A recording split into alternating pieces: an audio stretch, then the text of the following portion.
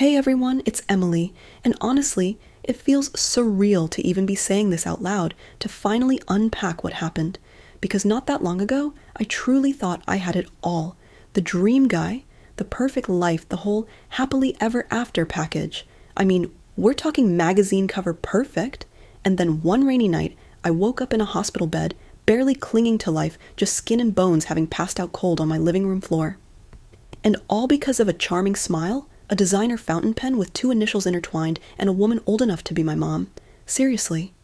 I was married to a master manipulator, a pathological liar, who systematically gaslit me until I actually believed I was losing my mind. His betrayal wasn't just about cheating, it was a calculated campaign of psychological warfare that nearly killed me, and the fight to expose him, and his business partner Mistress, a powerful VIP client, wasn't just about divorce. It was about clawing back my sanity, my identity, and every shred of truth he tried to bury. This isn't some fairy tale. It's the raw, unfiltered account of how I went from living a picture-perfect lie to fighting for my very survival, and how in the wreckage, I started to build something real. When Ryan and I first got married, it was like stepping into a movie. He was everything I thought I wanted, and honestly, everything society tells you to want. He was handsome, incredibly charismatic, the kind of guy who commanded every room he walked into. His career in finance, absolutely soaring even at 37. He knew how to charm, how to make people feel like they were the most important person in the world. And me, I was head over heels, utterly convinced I'd hit the jackpot. He was so attentive, so seemingly devoted. He'd bring me flowers, plan spontaneous weekend getaways, whisper sweet promises about our future, mapping out a life that sounded like pure bliss. My friends adored him. My family thought he hung the moon. Everyone said I was lucky, and for a long time that picture was all I saw. It was flawless, airbrushed, destined for a frame on every mantelpiece. But you know how life really goes. It's not a perfectly posed photo op. The cracks started subtly, like hairline fractures in a masterpiece you don't want to believe are real. Ryan's career became more demanding. Late nights turned into early mornings. VIP clients, babe, he'd say, always with that reassuring smile, that familiar squeeze of my hand. Building our future. They demand FaceTime. And among these VIPs, one name kept popping up with increasing frequency: Mrs. Harrington, a major investor he'd explained essential to his firm's success. She was nearly 60, almost my mother's age, which in my naive head was a bulletproof vest against any suspicion. I didn't think anything of it. Business is brutal. A man like Ryan had to put in the hours, make the sacrifices. Right, I told myself I was being supportive. Then came the gifts. Not for us, not for our home, but for him. And these weren't just tokens of success. These were excessive, out of reach even for his impressive salary. I remember the watch, a limited edition Patek Philippe gleaming on his wrist, easily worth tens of thousands of dollars. My jaw actually dropped. It was obscene. When I asked, his smile never faltered, a practiced, impenetrable mask. Just a client appreciating my hard work, darling. It's nothing. His words were like a balm, yet the disquiet lingered, a buzzing under my skin. Then the suits started appearing. Custom-tailored European masterpieces, fabrics I'd only ever seen in high-fashion magazines, with intricate, almost invisible, hand-stitched details. He'd wear them with this new, almost arrogant confidence, a glint in his eye that wasn't quite familiar. It was as if he was transforming not into a better version of the man I married, but into someone else entirely, a more polished, distant, and ultimately unreachable stranger. Business gifts, Ellen. He'd chuckle, that dismissive sound making me feel small, irrational. To keep our VIP clients happy, you wouldn't understand the intricacies of high finance relationships. He always knew exactly how to twist my words, to make me doubt myself, to make my valid concerns feel like petty jealousy. And God, I wanted to believe him. I wanted to believe our perfect picture wasn't cracking, but the cracks were there, and they were growing, threatening to swallow everything. But the final, undeniable blow, the one that shattered my naive certainty and left me reeling, was the fountain pen. It was exquisite, crafted from dark gleaming wood with an intricate silver inlay, and etched into that silver were 2 letters intertwined, an R and an H. Ryan and Harrington. My blood ran cold, a wave of nausea washing over me. I picked it up, my fingers tracing the icy metal, the incriminating initials, and it felt like holding a smoking gun, a tangible piece of my worst fear. Ryan, I said, my voice thin trembling despite myself, a desperate plea for an explanation. What's this? He barely looked up from his tablet, that charming smile still fixed, but his eyes held a flicker, a micro-expression I couldn't quite decipher. Irritation, guilt, contempt. Oh, that old thing. He waved it off, as if it were a cheap novelty worthless.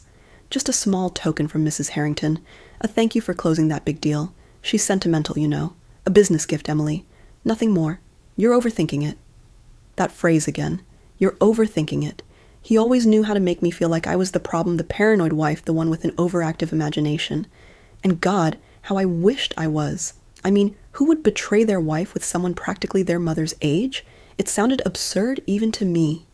But deep down the knowing started to bloom cold and relentless, wrapping around my heart like a creeping vine. The unease in me festered, growing like a relentless weed in my carefully tended garden. I tried to ignore it, to busy myself with my plants, to prune away the unpleasant thoughts. But they just kept growing back, choking the fragile peace I desperately clung to. I started losing sleep night after night.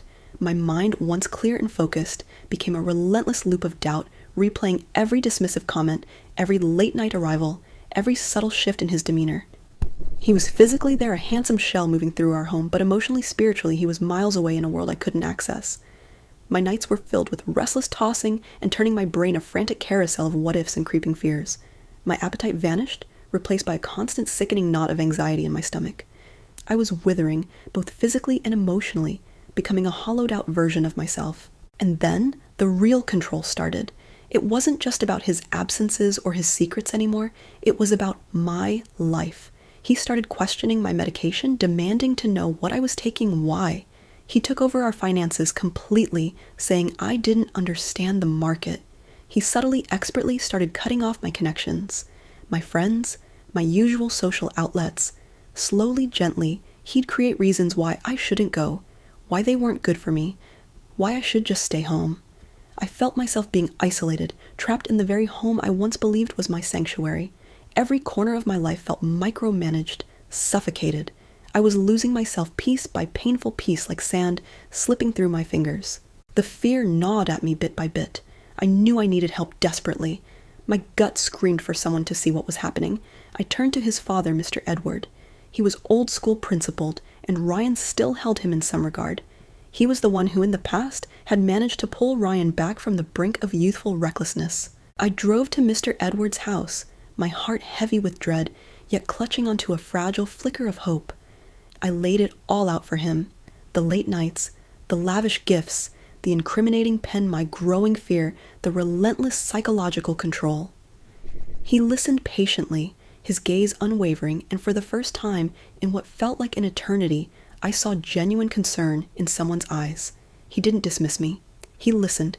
He believed me. And for that, I was eternally grateful. To my genuine surprise, Mr. Edward confronted Ryan. He must have used his influence, his patriarchal authority, because for a brief time, it actually worked. Ryan seemed to snap back to reality.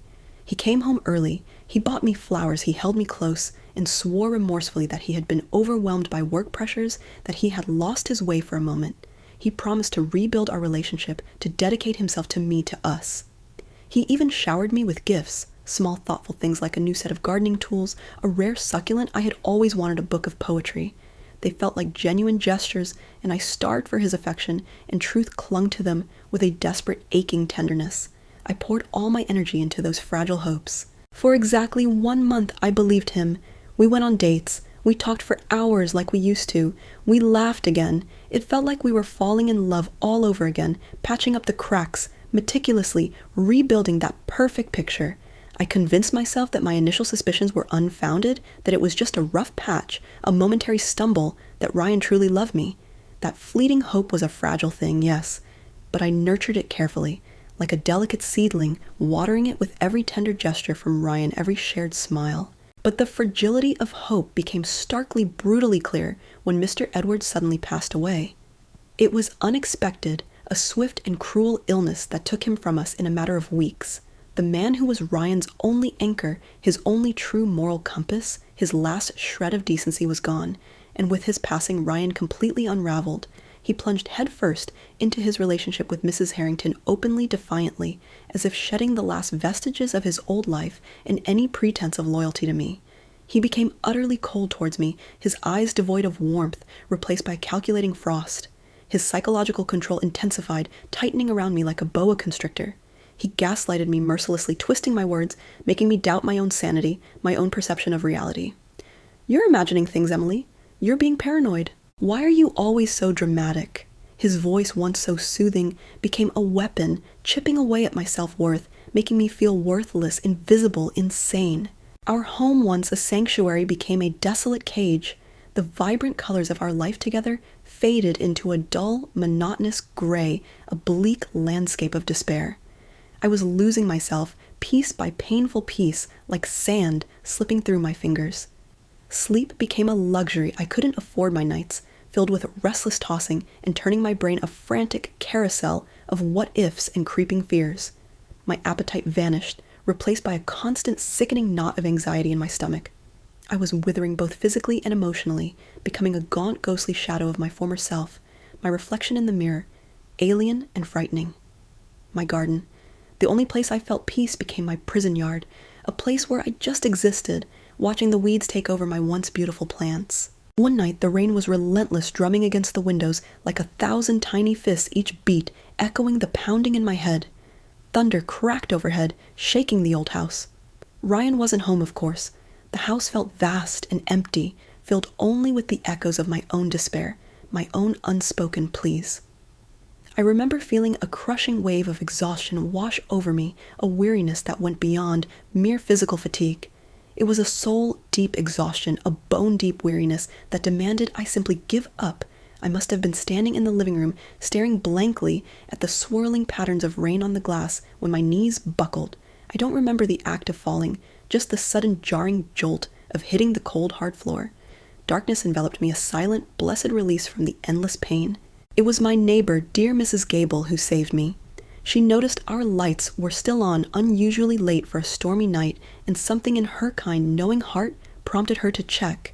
She found me there unconscious on the floor, pale and skeletal, barely clinging to life. She called for help immediately, her voice urgent and laced with fear, and that night, she quite literally pulled me back from the brink of oblivion.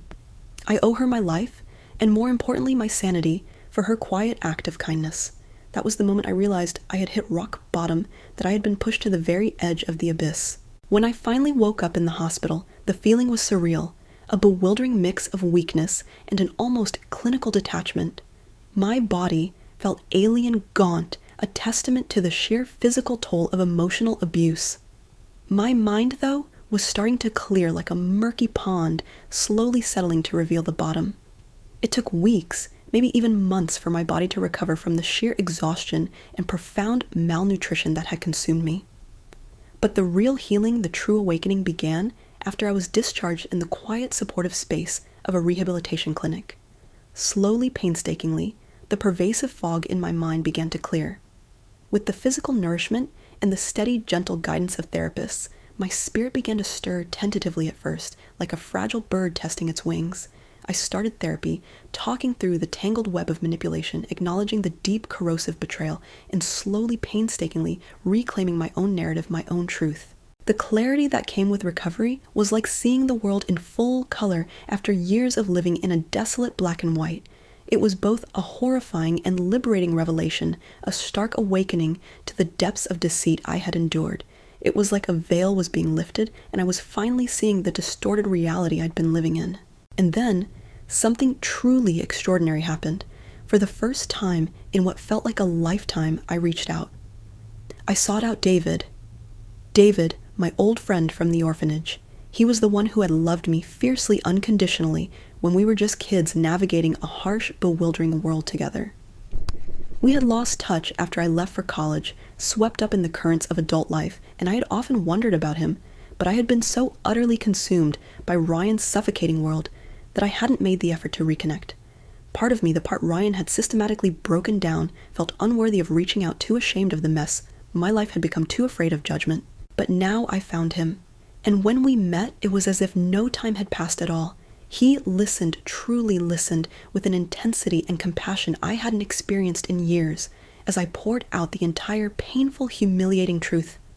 There was no judgment in his eyes, no disbelief, no "I told you so," only unwavering support and a quiet, steady strength that felt like a lifeline. He didn't tell me what to do. He didn't offer empty platitudes or facile solutions. He just sat there, holding my hand. His presence a comforting anchor in the storm of my emotions. And when I was done, his voice calm and firm, imbued with a quiet power, he simply said, "We'll fix this, Emily, together. You're not alone anymore." And we did.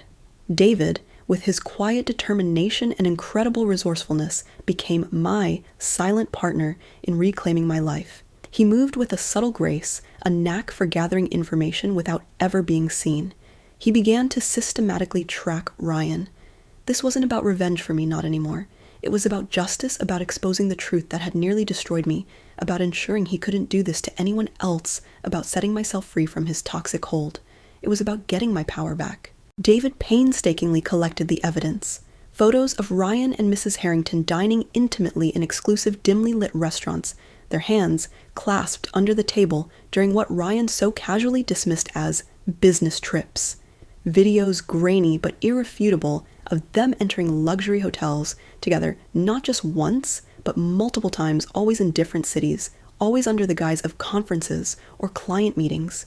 He even managed to piece together parallel travel logs, cross-referencing Ryan's meticulously crafted business itineraries, with Mrs. Harrington's known whereabouts revealing a damning pattern of deception, a web of lies so intricately woven it was almost genius had it not been so utterly cruel.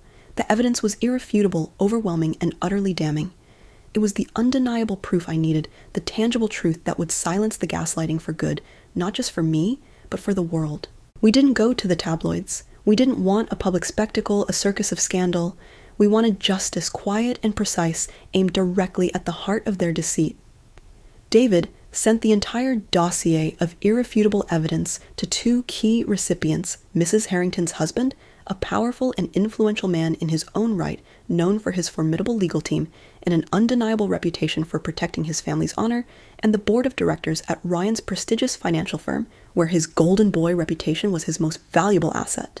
The fallout was swift and devastating, a meticulously constructed house of cards collapsing in a single brutal gust of wind. Mrs. Harrington's husband was understandably enraged beyond measure. He launched an immediate and aggressive legal and financial campaign against Ryan, targeting every asset, every illicit gain Ryan had accrued through his schemes, every loophole he thought he'd exploited. He used his immense power to systematically dismantle Ryan's career and finances. At the same time, Ryan's company, facing undeniable proof of misconduct and a severe reputational risk that could damage their brand for years, launched an internal investigation. With the overwhelming evidence of infidelity and financial fraud, Ryan's dismissal was swift and absolute. He was suspended, then fired, his name, now synonymous with scandal and disgrace, his once promising career in ruins. The man who had once glided through life on charm and lies was now left with nothing but the wreckage of his own making, a hollow shell of his former self. I filed for divorce, and this time I was strong. With David's quiet support, his unwavering belief in me, and the dedicated legal team he helped me find, I was a force to be reckoned with. I secured all my legal assets, every penny that was rightfully mine, every part of my life he had tried to control and diminish. I didn't want his tainted money, his ill-gotten gains, but I would not let him steal what was justly ours, what I had built before him, what I needed to rebuild my future. I was no longer a victim. I was a survivor, a fighter. Ryan lost everything: his reputation, his career, his meticulously constructed facade. He was left with nothing but the hollowness he had so expertly built around others, a mirror reflecting his own emptiness. He got what he deserved, and though it brought a quiet satisfaction, the true victory was mine. After the dust settled, after the last legal paper was signed, after the final chilling silence from Ryan, I sold the old house. It held too many painful memories, too many ghosts of a life that was never truly mine, never truly real. It was a cathartic act, tearing down that perfect picture piece by painful piece, feeling the immense weight of the past lift with each closing door. With the proceeds from the sale and my rightfully reclaimed assets, I moved to a new city, a city where no one knew my past, where I could start fresh, where the air felt cleaner and the sunlight felt warmer, as if washing away the lingering residue of deceit and despair.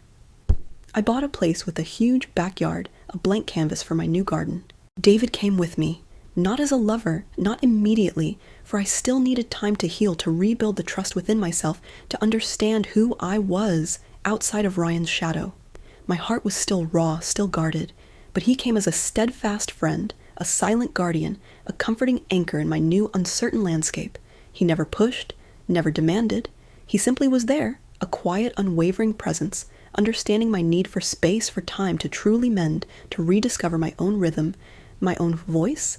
He helped me find a new home, a small house, with a sprawling backyard perfectly suited for a new garden, a new beginning. And slowly, meticulously, I began to cultivate new life from the soil, just as I was cultivating a new life for myself, nurturing fragile seedlings into vibrant, resilient plants. My heart, once so shattered and guarded, began to tentatively open, not with the impulsive, naive trust of my younger self, the girl who believed in perfect pictures and dazzling smiles, but with a newfound wisdom, a deep understanding of what true connection really meant.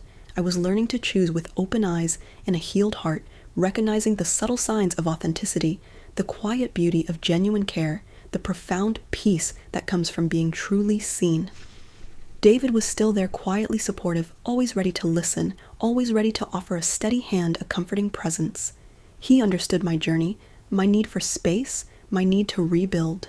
And as I healed, as I blossomed in my new honest life, I realized that the true love wasn't the dazzling, deceptive kind, the kind that promised the world and delivered only emptiness, but the quiet, steady, unwavering kind that had been there all along, patiently waiting for me to see it, to truly appreciate its profound, understated beauty. It wasn't about the grand gestures or the glittering facade. It was about the quiet understanding, the shared silence, the unwavering respect, and the profound, comforting joy of being truly seen and truly loved for who I am. So, that's my story. It's a raw reminder that sometimes the most Instagram perfect lives hide the darkest, most twisted secrets, but it's also a testament to the incredible, fierce resilience of the human spirit. Don't ever let appearances fool your heart. Don't let someone else's carefully constructed narrative define your worth or make you doubt your own sanity. You are not crazy. You are not too much. Your instincts are valid, and if someone is trying to convince you otherwise, run. Now. Only when you're brave enough to look straight into the bitter truth, no matter how painful, no matter how much it shatters the illusions you once cherished, can you truly find the happiness that's meant for you. Because sometimes the most devastating endings are just the beginning of your real story, the one where you finally become the hero you were always meant to be. I hope my story resonates with some of you out there. Have you ever experienced something similar, where the picture-perfect exterior hid a darker truth? How did you find your path to healing and rediscovery? Or what are you doing now to break free? Please share your stories in the comments below on the Midnight on Reddit channel. We're all in this journey of life together, navigating its complexities and seeking our own truths, and there's so much strength and wisdom we can find in each other's experiences. Thank you for listening, and remember, your story absolutely fundamentally matters.